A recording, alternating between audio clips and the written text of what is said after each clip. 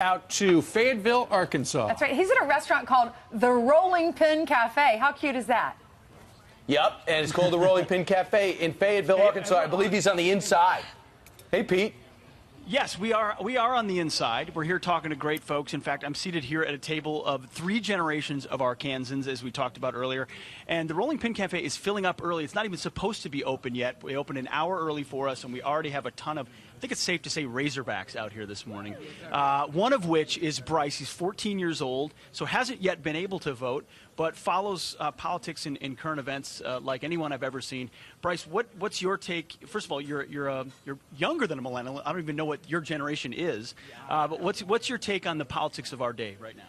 Well, it's really comes to the point where people are really clueless about what's going on. They don't have a lot of idea what's happening, and I think they need to really study for themselves what's really going on. And me as a younger kid, it's unusual, but even people that are 30, I know more about it than they do. What do you think about President Trump? The new job he's doing? I think he's done all he can. Congress won't work with him. That's the main thing. These establishment Republicans will not give him a chance to do anything. I think he's waking up every day really doing what he can, and I appreciate that. Absolutely. Sir, I'm going to introduce you as grandfather of Bryce, if that's okay. You saw the UN speech the president gave yesterday and had a reaction to it. What did you think of his address? I think he did a very good job. Represented America well, and left everyone there should have been very assured about how the U.S. feels, and I was really pleased with it. Now, ma'am, you're a school teacher. Yes, sir. And a supporter of President Trump. Yes, what do you sir. make so far of the job he's doing? There's been some that have expressed some frustration. He's got to deal with Democrats. What's he going to do on DACA? What's your sense? I think he's doing a fabulous job.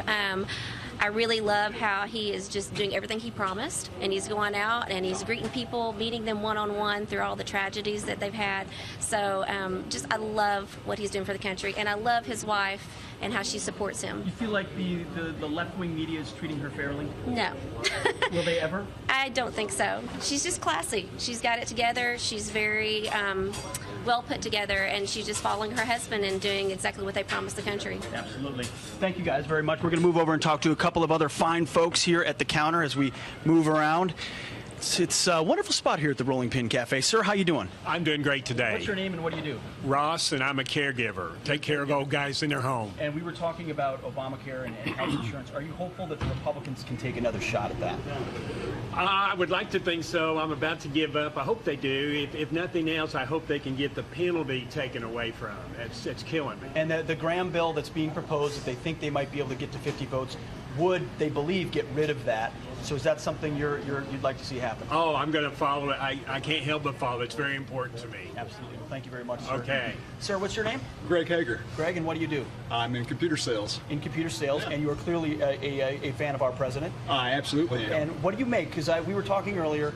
Some have said, well, he cut a deal with Chuck and Nancy. Is he gonna pass something on the Dreamers but not get the wall? The Bannonites, have been moved out of the White House. Do you have any hesitation at this point? Not at all. I mean, first of all, he's not a politician, so the turnover in the White House is expected as he cleans things up, gets his people in place. So that's not a concern to me at all. As far as DACA is concerned, I guarantee you, he's going to get what he wants on the wall.